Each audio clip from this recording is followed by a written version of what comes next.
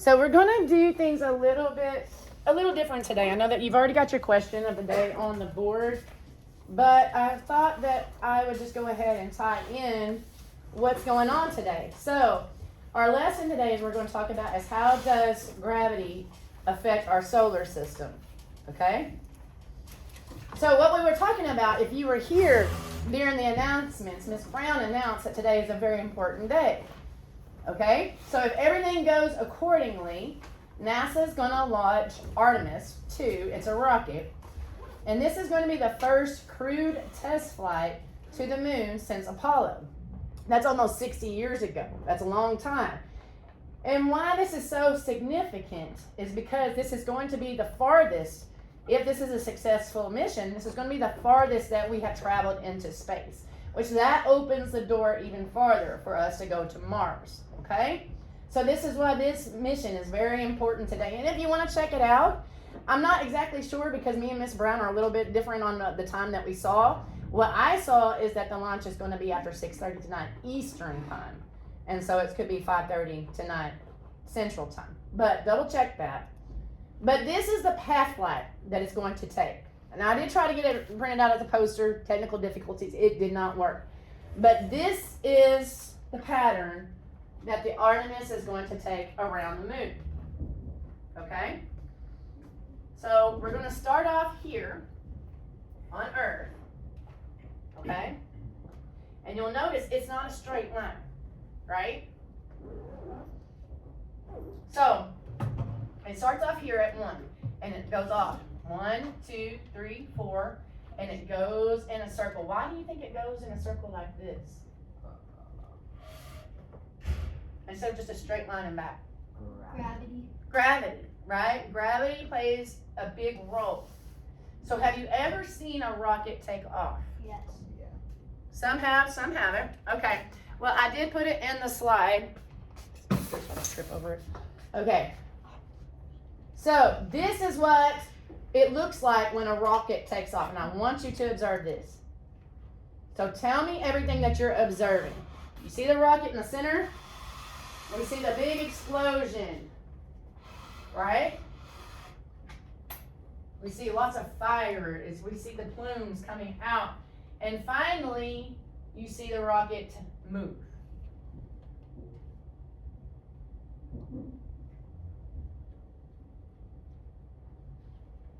So it takes a little bit to take off, right? So let's make this relative. If I was to ask, okay, let's talk about Levi. Levi here, he plays basketball, right? I assume that he can jump fairly well, right? So if I was to ask Levi to jump, he could do that. Would he be able to do that without applying force? He has to apply some force. Why is that? So he gets a start. So he can jump and he can separate. What's going to happen whenever he jumps? He goes up. But then what happens? He goes back down. He goes back down. Why does he go back down? The gravity is pulling him back down. Okay. 'Cause So it's if I was to say, Levi, I need you to jump higher, what do you need to do? Apply more force. Apply more force, right? Because we need to overcome that. This is exactly what we're talking about. We have to have so much force here, right? So much energy to get it to separate. But whenever it gets higher, is that the same? Why? Because it's getting less and less gravity. Less and less gravity, because what's changing? Because as you get higher from the earth, the gravity comes less. Because what's changing? What are the two major factors that we have talked Oh, about? direction. Mass and distance. Mass and distance. The two major factors that affect the gravitational pull is mass and distance, right? So whenever that rocket is getting higher, what's changing? Is distance. The distance between, right? Okay, so back to our question. So we're going to go back here. Go back. We're going to go back to this trip here. Now what I did, like I said, I couldn't really get you a poster, but I improvised. And I have our models here. So I'm going to, you can see it here, but this is what's going to happen. So you see my Artemis Yes. that I printed out? Ain't that cute? All right, so because we don't go in a straight line because of how much energy it takes, right? So we work smarter, not harder. Because what is the earth doing? It's, Pulling you back in. Is it rotating? yes. So can we use some of that energy of the earth To- to propel us out into space? Yes. Probably. So do you think that could possibly why we're doing a figure 8 instead of going straight? Yes. So we start off here, take all that energy and burn it, and we end up in the atmosphere. And so we're going around and around, and finally we're getting out here to this point, right? And we're cruising. And we get to the moon, right? And so we've got all this energy that we burned up to here.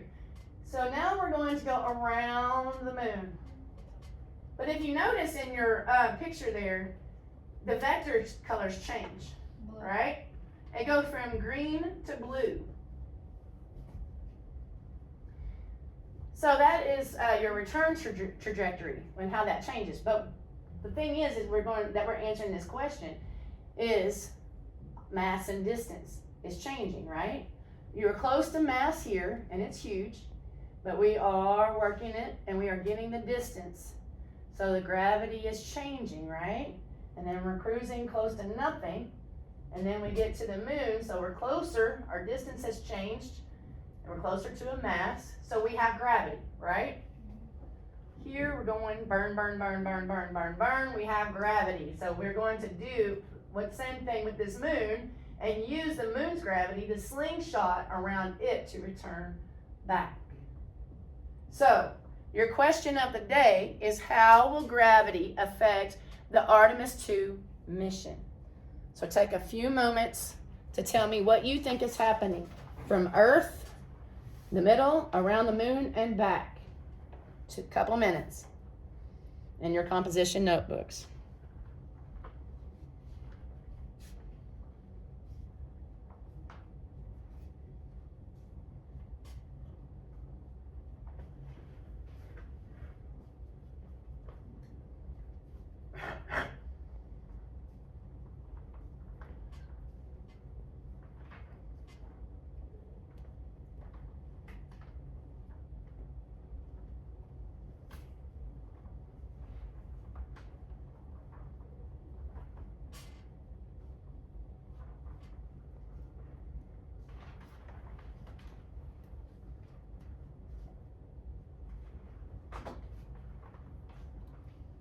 So while you're writing, I'll go ahead and tell you, your objective for this lesson is to deepen the knowledge so you can understand the model, like we talked about the model with the Earth, Moon, and Sun. And now we're moving into the solar system. So how do we fit? How does our orbit work? Have you ever wondered that? How do we stay in order? And why don't we just drift off? The gravity of the sun. The sun's gravitational pull. So that's what we talked about before. The sun has the most mass in the solar system, right? So it makes sense that Galileo was right. That's what we said. Since the sun has the most mass, that it's in the center of the solar system. And so it kind of controls that gravitational force, right? It kind of keeps all of our planets in line. But there's more to it, as usual, right? So can a planet escape? Yes. Yeah, they can. So what keeps us in line? What keeps our solar system the way it is? So what we're going to do is our lab, and I'm going to hand out this handout first. And at first, I kind of changed. At first, I'll kind of show you the lab, and then I'll let you have a moment to kind of have a miniature one at your table to kind of see the differences. Because whenever I tried that, as we know in science, it's trial and error.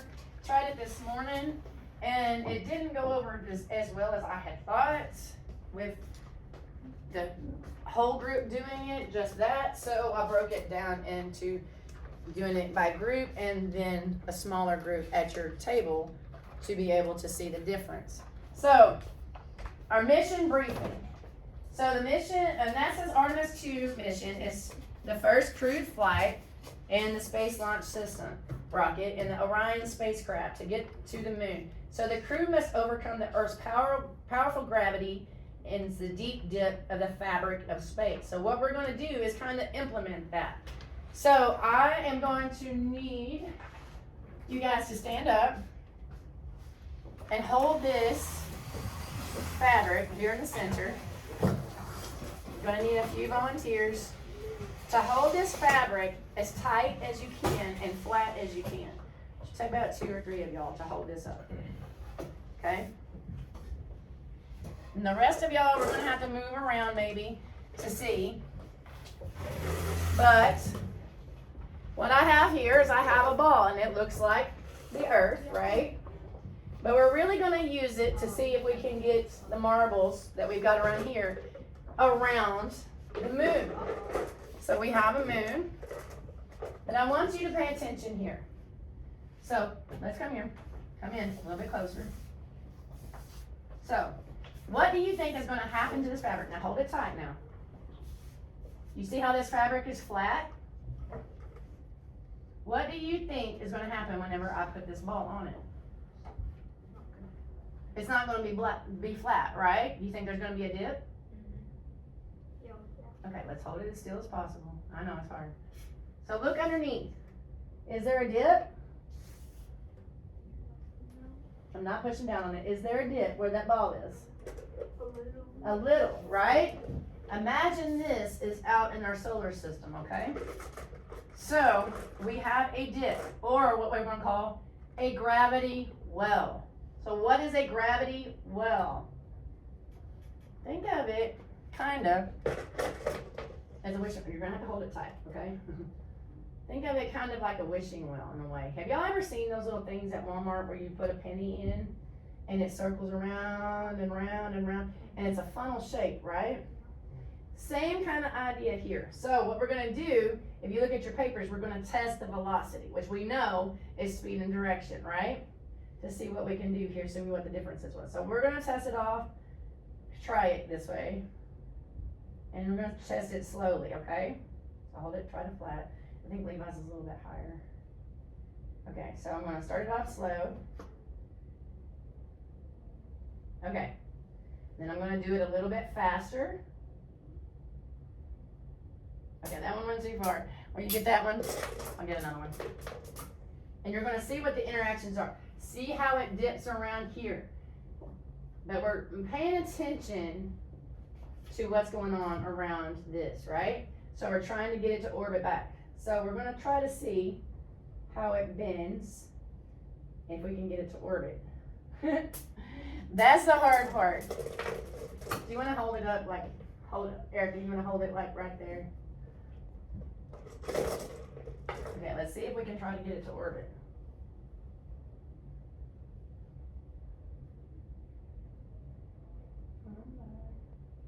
All right, we did get it in orbit once. Do you see how it's bending though? And how, okay, so, exactly, just as how the moon does, exactly. So what we're gonna do is, like I said, I'm gonna bring this to your table and you can see it a little bit better on a piece of paper towel, okay? So, let's kind of get in, we got 2 groups here. So, and our group's over here, and you guys come over here in your group, okay? So we're gonna do the same thing here, and see what you can tell me through this. Come on, yes, Levi, Maxton, come in your group over here. And Martin, sorry. Okay, let me get your bigger ball. Okay. So you can kind of see it a little bit closer here, okay? So play around with that for a little bit. Hold it up just like we did and see what we can do.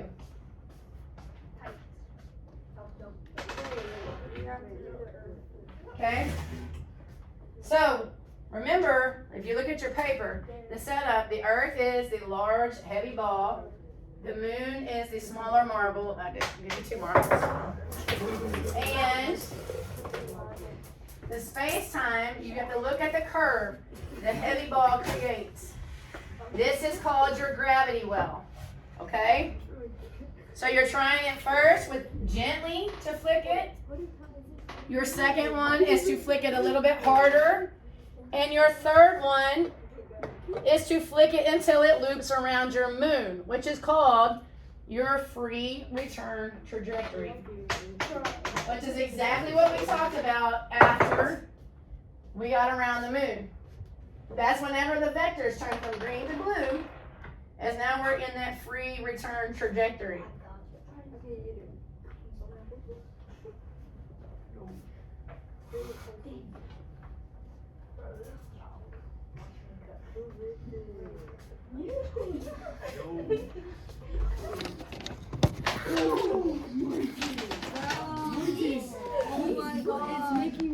Okay, let's see it. Y'all set it up real quick. Okay, so we've got. All right. See how it bends? Yeah.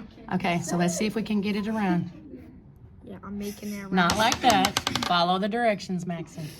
Guys, bend it to make it go.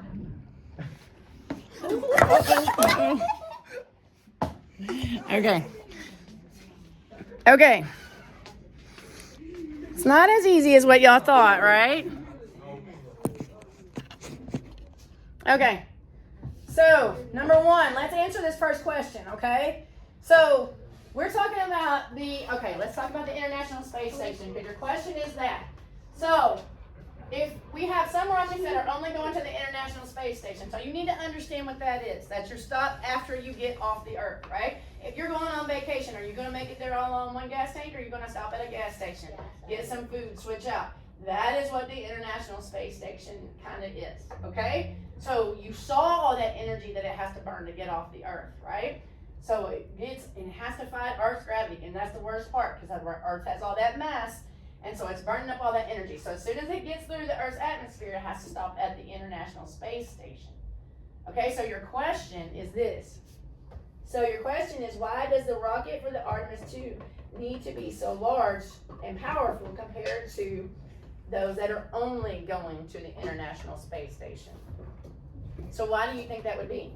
Because the space station is like somewhat close to Earth, and there's like no stops between Earth and the moon, so they have to be big and powerful to like try to make it to the moon. Yeah, but that's what it's saying. Yeah, to the moon, that's what you said.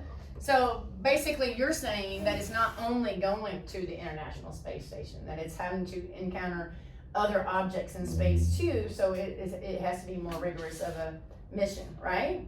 Very good, yes.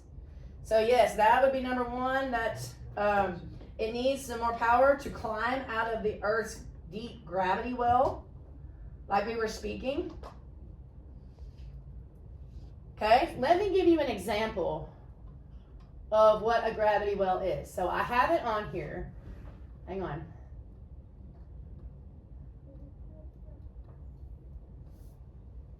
This is a gravity well. It's a better picture of it. Let's see.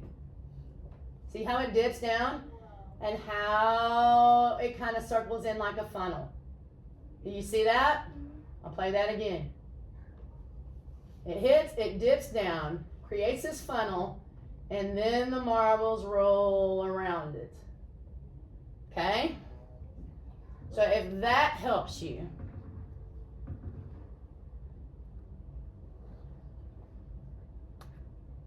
where did it go? Oh no, hang on. Let me find it again. I backed out of it too far. So if that kind of helps give you an idea, it has to use all of that energy to get out of there, right?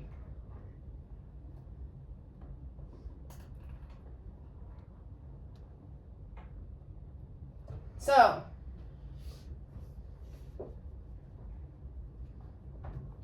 number 2. How does the moon's dip in the fabric help your ball to return back to Earth? That is that free return trajectory. So what did we say there? How did the moon's dip in the fabric help your bead return to Earth?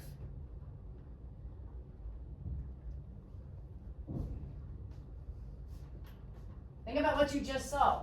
What is a gravity well?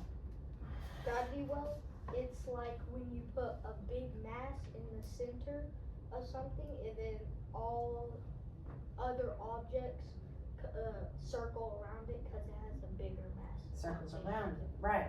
So, like I said, like we said before, we use the energy that we already have of the Earth's rotation, right? To come out of that. And then we come to the International Space Station somewhere over here. And then we burn all this fuel to get to the moon.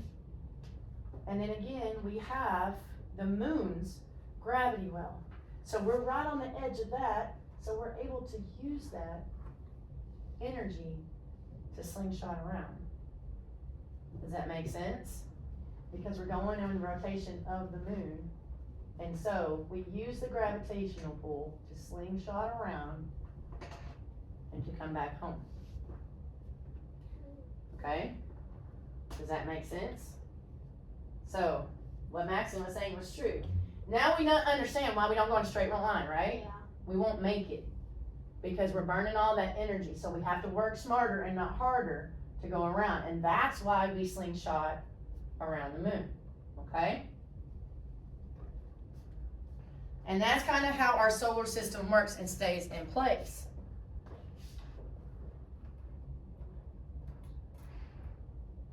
So we've done our lab. Okay. So number 3. And I didn't go over this. So what is a gravity well? And I showed you that. But we do need to go over the key concepts of what the gravity well is. It is the model itself that shows you. So it shows you that mass determines depth, right? Because we know that it took a lot longer to get around the Earth than the moon, right? We had a lot more to work with and against. So then you've got your orbital mechanics. You've got the object can orbit the well if it's traveling at a high enough rate of speed, but it will spiral towards the center whenever it slows down. An escalating potential. This is what we're going to talk about is if the planet can leave. Hang on just a second. I'm sorry. Yes, ma'am. Okay, thank you. Sequoia, you're being checked out. So, can a planet leave the solar system? Think about that. Can a planet leave the solar system? Yes. Yes, it can. So the escaping potential of leaving the solar system. The leaving a planet means that its gravitational potential field, its climbing out of that deep well, requires huge amounts of energy, which can explain why launching rockets requires massive amounts of fuel. Okay? So you have to work with the well that it's in. Does that make sense? So you can escape the well. It requires huge amounts of energy, like we saw. But you can also use it to go around to slingshot. Does that make sense? And to use that energy. Is there any questions about that? Okay. So,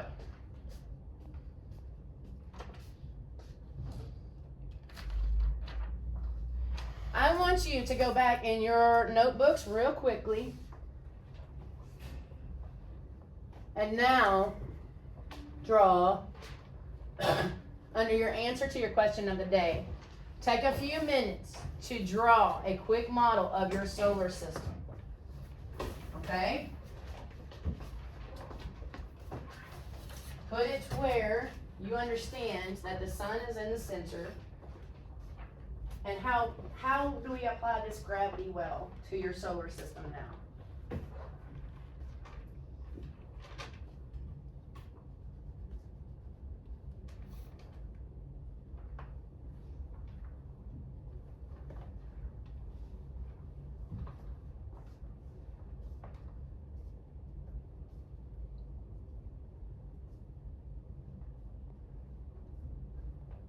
Very good.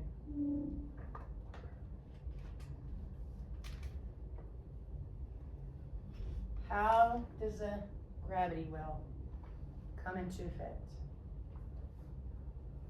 and hold us into place? Levi?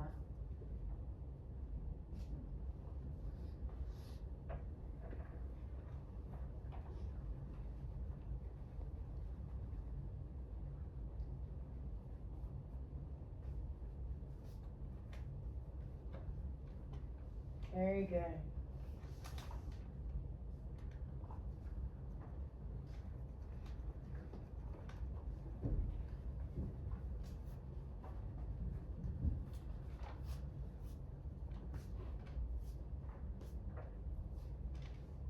Okay, while y'all are finishing that up, I am gonna hand out your exit tickets.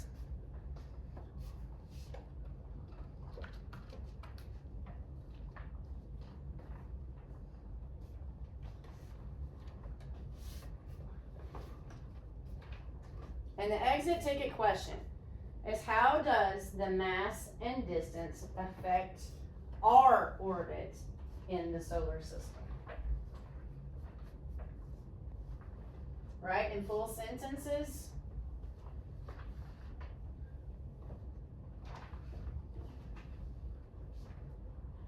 And submit in your tray when you are done. Exit ticket is individual, so no talking to your neighbor on the exit ticket.